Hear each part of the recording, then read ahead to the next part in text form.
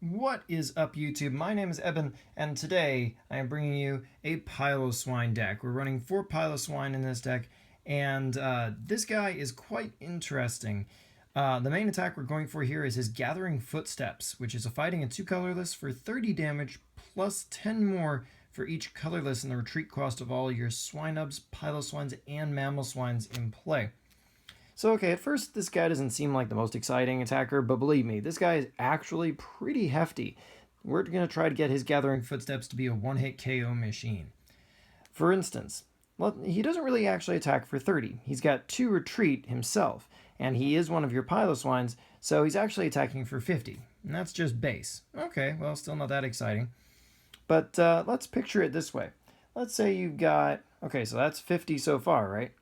Well, let's say you've got one Mamoswine on your bench. Well, his retreat cost is 4. Okay, so we're from 50 to 90 now. That's looking a lot better. And let's say, okay, we've got one Piloswine on our bench. Well, that's 2 more now. So now we're hitting for 110. Well, now to essentially hit pretty much any EX for a one-shot, we only need 70 more damage. So picture a Muscle Band. Okay, that's 20 more. Let's picture a Strong Energy. That's 40 more. And say a Team Aqua's Secret Base, that's going to add 1, 2, 3 more, meaning we're now adding an extra 70 damage right there because all the retreat costs are higher, meaning that's 180 right there with only 2 benched Pokemon for an attack that wants to count retreats on all your Pokemon, especially your bench, obviously.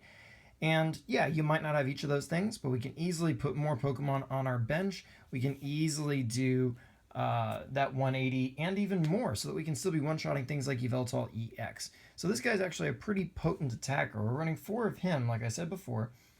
We're running 3 Mamoswines, and we're actually going to try to cheat this guy into our bench via Maxie's Hidden Ball trick. So while we can evolve to him up on our bench, we can also keep our Piloswines and just add this guy in addition onto our bench. So 3 of him, he can be an alternate attacker too, but he certainly doesn't have to be. We're of course running 4 Swinubs, who has a 1 energy retreat, but we can still make that 2 with Team Aqua Secret Base and whatnot, so that's not bad. And we need him to evolve off of. And that's most of our Pokemon. We are going to run 3 Landorus. Remember, keep your bench mostly open for Swinub family members, but you do want to, this guy's a good starter, and you might want to have one on standby because of his Shout of Power to help you set up your Piloswines for attacks, and potentially a Mamoswine as well. So this guy's, he's a nice extra mon we got in the deck.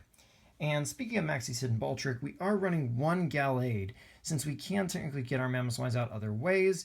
This guy can be a great Maxie's Hidden Ball Trick target because of his Premonition and his good attack in the form of Sensitive Blade. So it's nice to include just one of those. And we have one other Pokemon, a one-of Shaman, as an Ultra Ball target and kind of an alternative draw means in the deck. He's just nice to have. Kind of make sure we don't get screwed up along the way. We're running 3 Sycamores. This can help fuel our discard pile, but we don't want to go too crazy about it because obviously we kind of want to keep our piggies in our hands. And we've got 1 Judge. We got a lot of Urza Seekers here, clearly. That's part of what we're trying to go for. Judge, just a nice supporter there. 1 Birch's Observations. 1 copy of Teammates. We've got 1 copy of Corina, who can definitely go and get us our Ultra Balls to go get things like Shaman and whatnot. Or of course, just whatever item we happen to need. And she can also guess whatever fighting Pokemon we want, such as the Piloswine or a Mamoswine to discard to say that Ultra Ball you just got or whatever. So she's a very utilitarian card in the deck, so I decided to include 1 copy of her. We've got 2 copies of Maxie's Hidden Ball Trick to kind of get those Mamoswines out and just pump our bench full of high retreat Pokemon. And we do have 1 copy of Lysander as well for all the obvious reasons. Item-wise, we're packing 4 copies of Versus Seeker. We've got 4 copies of Ultra Ball. That's a lot of our discards that gets rid of extra supporters in your hand and stuff like that to help set Maxies off. We've got 3 copies of Battle Compressor.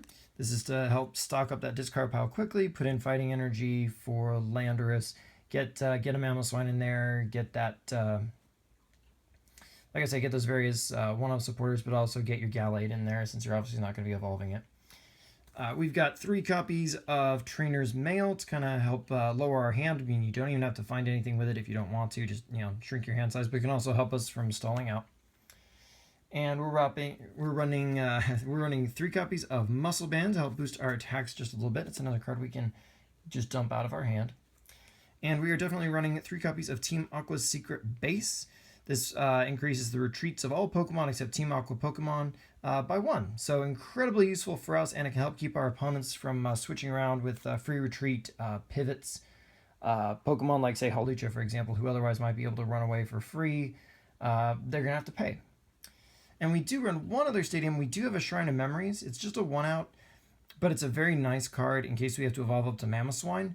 We can actually have a Mamoswine attack with Gathering Footsteps from its previously evolved form. So it's a nice way to catch opponents off guard who may think they've otherwise found a little bit of safety from that attack. You can actually still pull off your Gathering Footsteps. And our final item, we're running 1 copy of Sacred Ash, just in case we have to send a bunch of our piggies to the discard pile. We can put them back in the deck and pretty promptly get them all back out. So our energy is pretty straightforward. We've got 4 strong energies. That one's pretty obvious. And we're also running 4 copies of Double Colorless Energy to help Piloswine get going quickly. That's just really obvious. Those 2 energies are ideal for Piloswine. But we do have 4 copies of Fighting Basic Energy to kind of make sure we've got energy to attack with. And also, Landorus, of course, only powers up Pokemon with basic energy, so we do have to have some targets for him. You can feel free to Battle Compress one of these to make sure Landorus has a target.